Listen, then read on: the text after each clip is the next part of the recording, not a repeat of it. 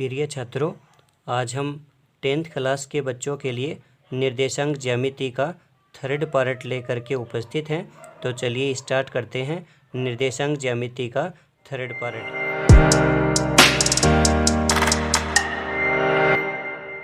प्रश्न नंबर 1 है, आयतीय निर्देशांक अक्षों को लेते हुए बिंदु O 00, P 30 और R 04 को आलेखित कीजिए।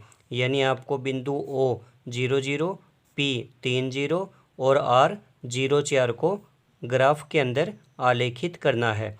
यदि OPQR एक आयत हो तो बिंदु Q के निर्देशांक ज्ञात कीजिए। ठीक है, अगर OPQR एक आयत है तो आपको बिंदु Q के निर्देशांक भी ज्ञात करने हैं। ठीक है बच्चों, आपको दोबारा से समझा दूं, आयतीय निर्देशांक अक्षों को लेते हुए आपको ग्राफ के अंदर बिंदु O 00, बिंदु P 30 और बिंदु R 04 को ग्राफ के अंदर आलेखित करना है। और OPQR एक आयत है तो बिंदु Q के निर्देशांक आपको बताने हैं। तो इसका हल करने के लिए देखिए बच्चों, सबसे पहले आप पैमाना लेंगे तो x और y दोनों अक्षों पर पैमाना लिया गया है 1 बड़ा खाना बराबर 1 इकाई। ठीक है, यानी ये जो 1 बड़ा खाना है इसको 1 इकाई माना गया है। तो आपका पहला बिंदु O था 00, तो आप जानते हैं कि ये जो बिंदु O है ये होता है 00, यानी इसके निर्देशांक होते हैं 00। आपका दूसरा जो P बिंदु है वो है 30, तो P बिंदु जो है उसके निर्देशांक है 30। आपको पता है पहला निर्देशांक x का होता है और दूसरा निर्देशांक y का होता है। तो P बिंदु के निर्देशांक हैं 30, तो 1 2 3, ये तो x का मान हो गया 3 और y का मान 0 है, इसलिए आपको यहीं पे रुकना है। तो यहाँ पे आपका बिंदु होगा P जिसके निर्देशांक 3 0 होंगे। ठीक है, आपका तीसरा बिंदु, पहला बिंदु था O जिसके निर्देशांक हैं 0 0, दूसरा बिंदु है P जिसके निर्देशांक हैं 3 0, तो यहाँ पे होगा आपका दूसरा बिंदु P।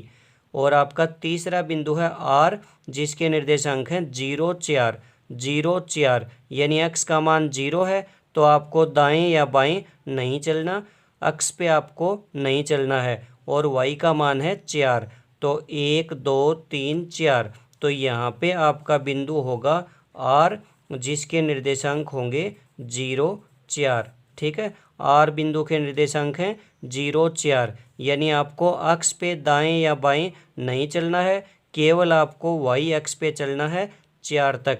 ठीक है, 4 इकाई, 1 2 3 4 इकाई, तो यहाँ पे होगा आपका बिंदु R जिसके निर्देशांक हैं 0 4।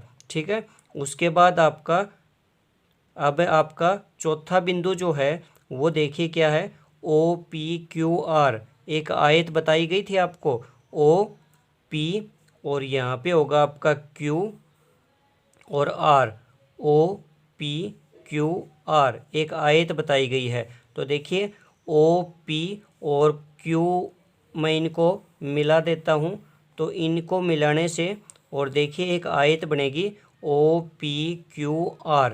तो आपको ये जो Q बिंदु है इसके निर्देशांक बताने हैं।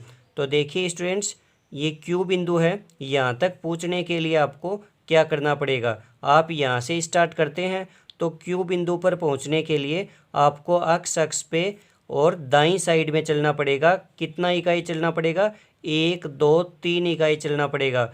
तो Q बिंदु का अक्ष निर्देशांक हो गया 3।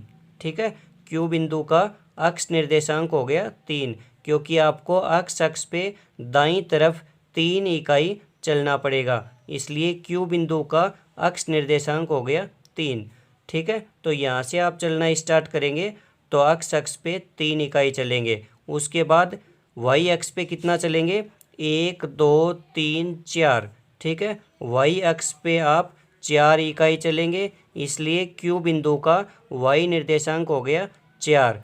ठीक है, x अक्ष पे 3 इकाई और y अक्ष पे 4 इकाई, इस तरह से बिंदु Q के जो निर्देशांक हैं वो होंगे 3, 4।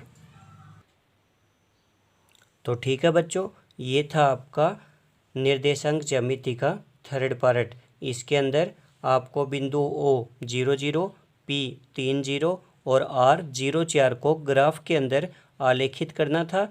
और फिर आपको दिया हुआ है कि OPQR एक आयत है, तो बिंदु Q के निर्देशांक आपको ज्ञात करने थे। तो यहाँ पे बिंदु Q के जो निर्देशांक हैं वो होंगे 3, 4। अगर आपको किसी भी तरह की कोई दिक्कत या कोई प्रॉब्लम आ रही हो तो आप हमें कमेंट बॉक्स के अंदर लिख करके भेज सकते हैं। धन्यवाद।